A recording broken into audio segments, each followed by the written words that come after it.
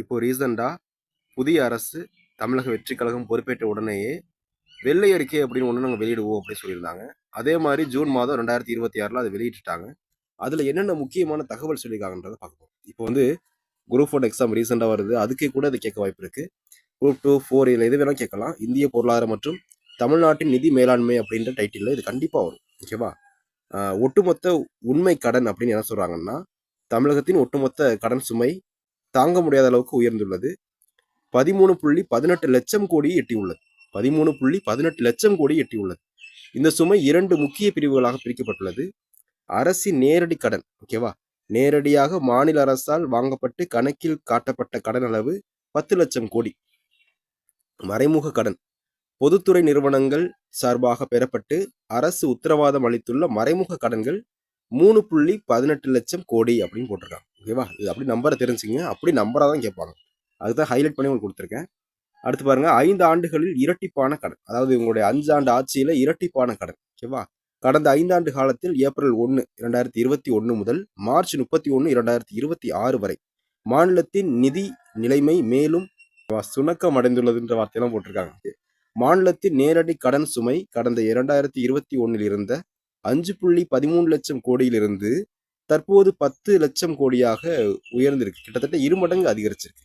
இது மாநிலத்தின் ஒட்டுமொத்த உள்நாட்டு உற்பத்தி, அதாவது ஜிஎஸ்பிடி அப்படின்னு சொல்லக்கூடிய இதுல பெரும் பகுதியை விழுங்கும் அபாயத்தை ஏற்படுத்துவதாக பொருளாதார வல்லுநர்கள் எச்சரிக்கிறார்கள் அப்படின்னு சொல்றாங்க. ஓகேவா? அடுத்து பாத்தீங்கன்னா, தனிநபர் கடன் சுமை. ஒரு தனிநபர் மேல எவ்வளவு கடன் சுமை இருக்கு அப்படின்றத சொல்லியிருக்காங்க. நம்ம எல்லாம் ஒரு டீ கூட கடன் சொல்லி குடிக்க மாட்டோம். ஆனா நம்ம மேலேயுமே 1.28 லட்சம் கடன் இருக்கு அப்படின்னு சொன்னா எப்படி நம்புற மாதிரி இருக்கு. ஓகேவா? தமிழகத்தில் பிறக்கும் பச்சிளம் குழந்தை முதல் மூத்த குடிமகன் வரை ஒவ்வொருவர் மீதும் உள்ள சராசரி கடன் சுமை தற்போது 1.28 லட்சம் முதல் 1.29 லட்சம் வரை கணக்கிடப்பட்டுள்ளது. பச்சிளம் குழந்தை, அதெல்லாம் பிறந்தவொன்னே கடனா வாங்குச்சு அப்படின்ற மாதிரி நினைப்போம். அவங்க மேல கூட 1.28 லட்சம் கடன் இருக்கு. மக்கள் தொகை அடிப்படையில் பார்க்கும்போது இந்த தனிநபர் கடன் சுமை மாநிலத்தின் எதிர்கால தலைமுறையினர் மீது கடுமையான பொருளாதார சுமையை உருவாக்குகிறது. ஆக்சுவலாக சொல்ல போனோம்னா இந்திய மாநிலங்கள்ல ஆந்திராவுக்கு தமிழ்நாடு தான் அதிக கடன்ல இருக்கு. ஓகேவா? வருவாய் பற்றாக்குறை. அரசின் அன்றாட நிர்வாக செலவுகள், சம்பளம், ஓய்வூதியம், மானியங்கள் போன்றவற்றிற்காக மற்றும் அன்றாட வருவாய்க்கு இடையேயான இடைவெளி வரலாறு காணாத அளவு எட்டியுள்ளது. மாநிலத்தின் வருவாய் பற்றாக்குறை உச்சகட்டமாக 78,324 கோடியை எட்டியுள்ளது. இதன் பொருள் அரசு தனது அன்றாட செலவுகளை சமாளிக்க கூட சொந்த வருவாயை பயன்படுத்த முடியாமல் முழுக்க முழுக்க புதிய கடனையே நம்பியிருக்க வேண்டிய நிலைக்கு கட்டாயத்துக்கு தள்ளி இருக்கு. நிதி பற்றாக்குறை. அரசின் ஒட்டுமொத்த வரவு மற்றும் செலவினங்களுக்கு இடையான இடைவெளியை குறிக்கும் நிதி பற்றாக்குறை புள்ளி விவரம். தமிழகத்தின் ஒட்டுமொத்த நிதி பற்றாக்குறை 1.33 லட்சம் கோடியை தாண்டி உள்ளது. நிதி பற்றாக்குறை, ஓகேவா? உபரி இல்ல, பற்றாக்குறை. உபரினா தான் நமக்கு லாபம், பற்றாக்குறை அப்படின்னா மைனஸ் தான். இந்திய மாநிலத்தின் மொத்த உள்நாட்டு உற்பத்தியில் சுமார் 28.3% ஆகும். இது அனுமதிக்கப்பட்ட நிதி கட்டுப்பாட்டு வரம்புகளையும் தாண்டி மாநிலத்தின் நிதி நிலைத்தன்மைக்கு கேள்விக்குள்ளாக்கி உள்ளது. ஓகேவா? அப்படின்னு போட்டிருக்காங்க. அடுத்து வட்டி செலுத்துதல் அப்படின்னு பாத்தீங்கன்னா, மாநிலத்தோட மொத்த வருவாயில 23%, மாநிலத்தோட சொந்த வருவாயில 35% வட்டி கட்டுறதுக்கு தான் பயன்படுத்திட்டு இருக்காங்க.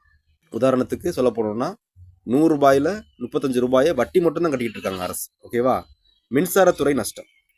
அதாவது பொதுத்துறை நிறுவனங்கள்ல ஒட்டுமொத்த கடன்ல முதலிடத்துல இருக்கக்கூடியதே மின்சாரத்துறை தான். மிக முக்கியமான சுமையாக மின்சாரத்துறை விளங்குகிறது அப்படின்னு போட்டிருக்காங்க.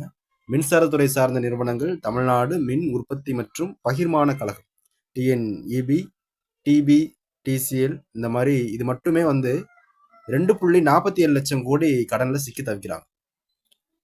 மானிய விலையில் மின்சாரம் வழங்குது. 100 யூனிட் சொல்லிட்டு இருந்தாங்க, இப்போ 200 யூனிட் ஃப்ரீன்னு சொல்லிட்டாங்க. இந்த மாதிரி மானிய விலையில மின்சாரம் கொடுக்கும்போது அது கவர்மெண்ட் கொஞ்சம் லாஸ் தான். ஓகேவா? மானிய விலையில் மின்சாரம் வழங்குதல் மற்றும் முறையான கட்டண சீரமைப்பு இல்லாததல் போன்ற காரணத்தால் இத்துறை தொடர்ந்து பெரும் இழப்பை சந்தித்து வருகிறது அப்படின்னு சொல்றாங்க. போக்குவரத்துறை மற்றும் நுகர்வு பொருள் வணிக கழகம், அதாவது மற்றும் ஒரு முக்கியமான பொதுத்துறை இதுதான் அடுத்ததா இருக்கு. ஓகேவா? அரசு போக்குவரத்து கழகங்கள் ஒட்டுமொத்த கடன் சுமை 43,865 கோடியாக உயர்ந்துள்ளதுன்னு போட்டிருக்காங்க. இப்போ நம்ம தமிழக அரசு எடுத்துட்டோம்னு வச்சுங்க, மகளிர் விடியல் பயணம் வச்சிருந்தாங்க. இப்போ அந்த விடியல் எடுத்துட்டு மகளிர் பயண திட்டம்னு வச்சுட்டாங்க. பேருந்துல பயணம் பண்றதே அதிகம் மகளிர் தான். அவங்களுக்கு பூரா நம்ம டிக்கெட் ஃப்ரீ அப்படின்னு சொன்னதுனாலே இது நிறைய நமக்கு லாஸ் தான். ஓகே தானே? இதே மாதிரி பசங்களுக்கும் பண்ணி விட்டாங்கன்னா சிறப்பா இருக்கும்.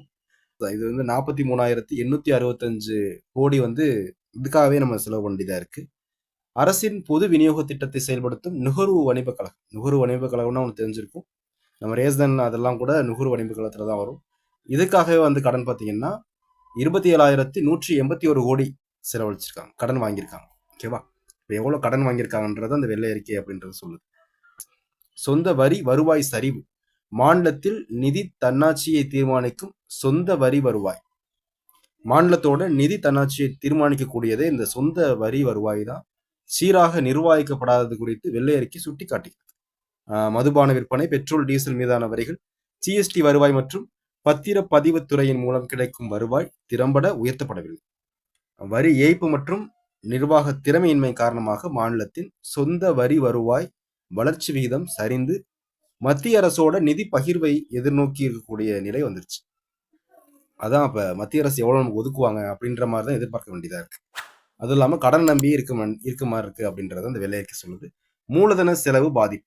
அதிகரித்து வரும் கடன் சுமை மற்றும் அன்றாட செலவினங்கள் மாநிலத்தின் எதிர்கால வளர்ச்சி மூலதன செலவுகள் கடுமையாக பாதிக்கப்படும்.